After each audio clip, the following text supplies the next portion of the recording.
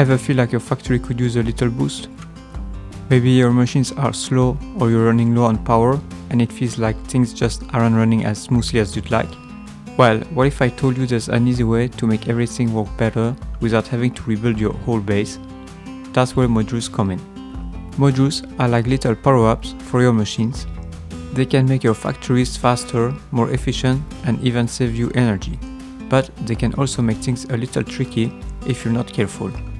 In today's video, we're going to break down how modules work, how to use them, and how they can improve your base with little effort in no time.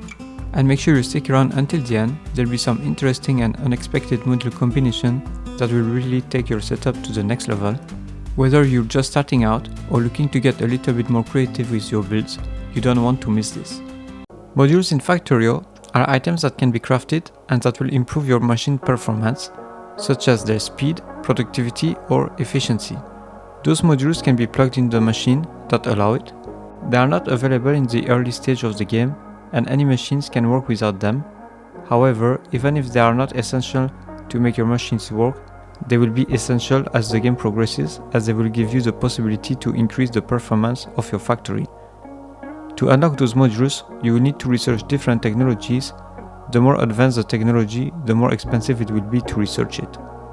There are many different machines that support modules that will affect your production lines on different levels. The first time you will be able to use modules is for mining. Only electric mining drills support modules, burner mining drills don't. Once your ore is mined, you will need to smelt it.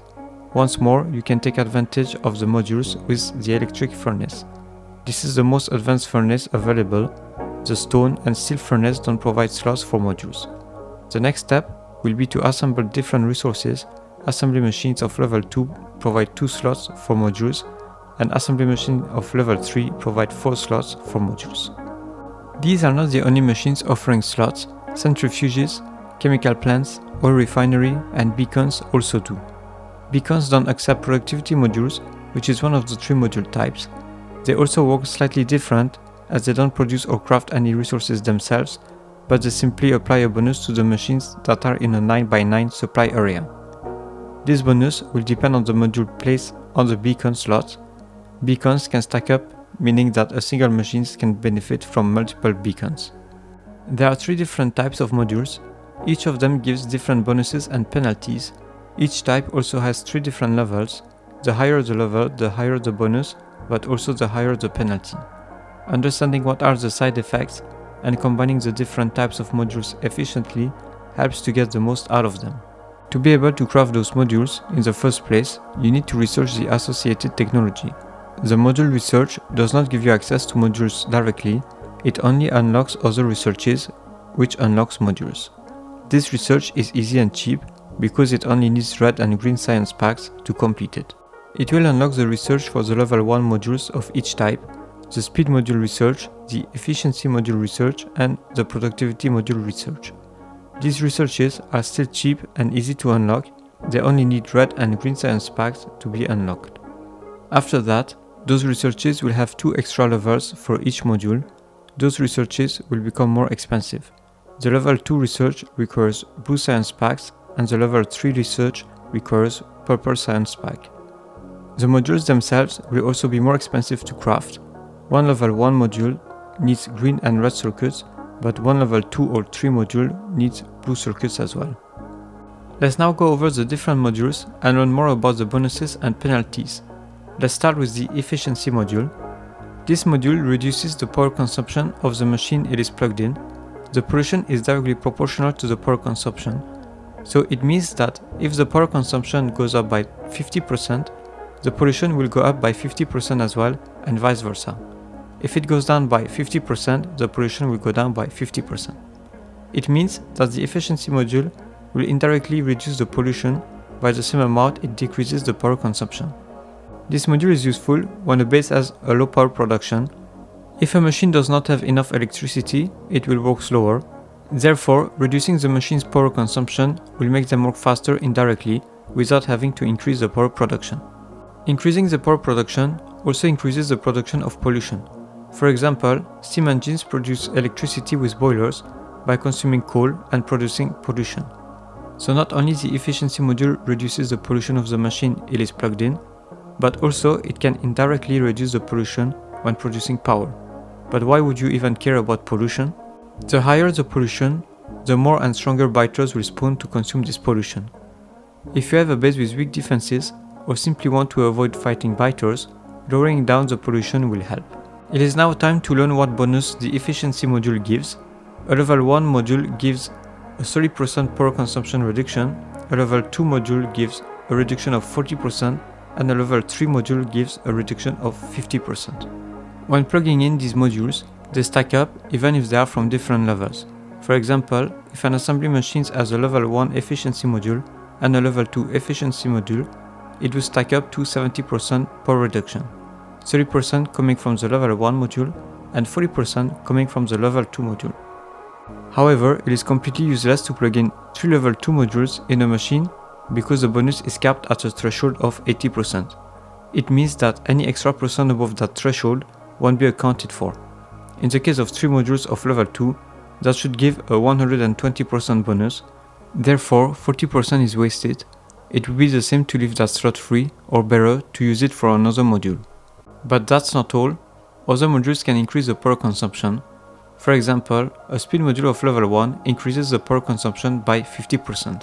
Keeping the same example of 3 efficiency modules of level 2 reduces the power consumption by 120%, power consumption that is increased by 50% due to the speed module, bringing the total power consumption to 150%.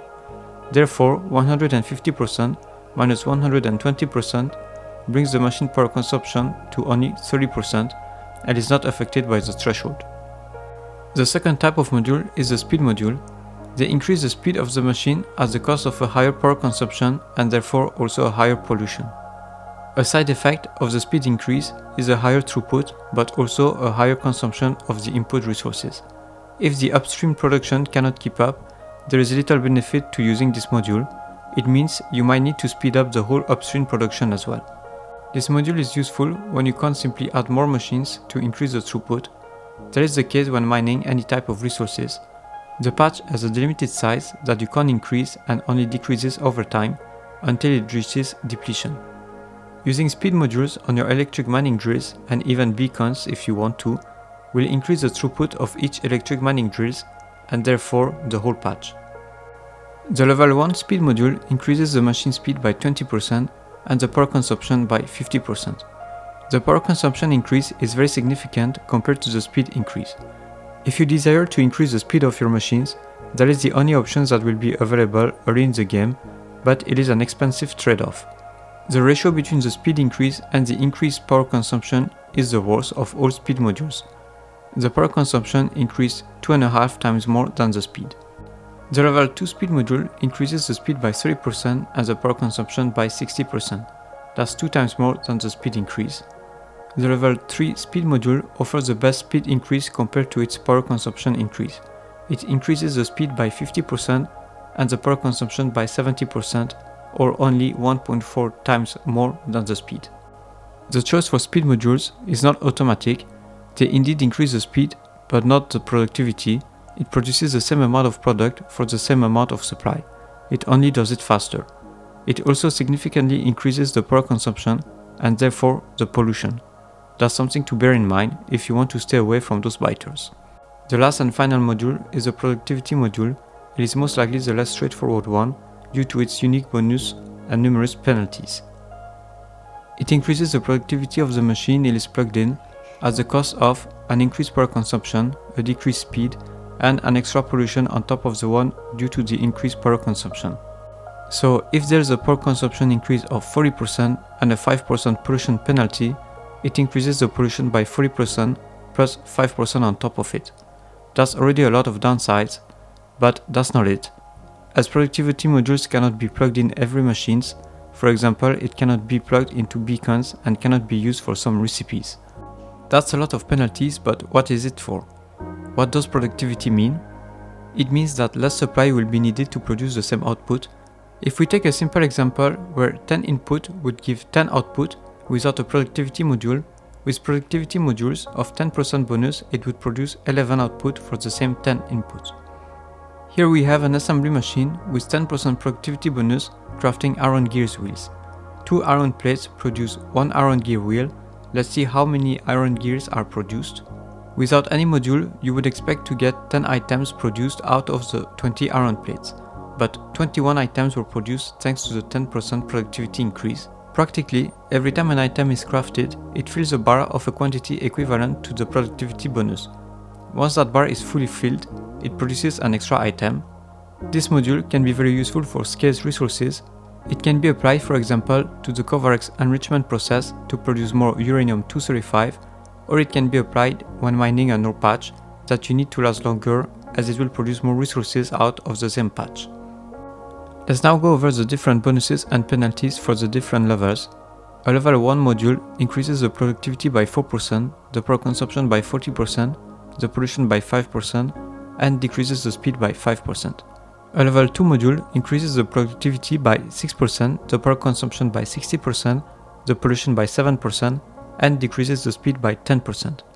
A level 3 module increases the productivity by 10%, the power consumption by 80%, the pollution by 10%, and decreases the speed by 15%. Productivity modules remain very expensive and should be used with caution, but they can be very powerful in the right scenario. Let's now see a few interesting combinations for the modules. To do so, an assembly machine tree producing electronic circuits is used. Electronic circuits are chosen arbitrarily as an intermediate product. Only intermediate products can use productivity modules. All the modules used will be of level 3, as this is the most efficient module. Let's use this empty assembling machine as a reference, as it does not have any bonus or penalty. Let's go over its stats. It has a crafting speed of 1.25 and therefore produces 2.5 items per second. It consumes 388 kW and produces 2 pollution.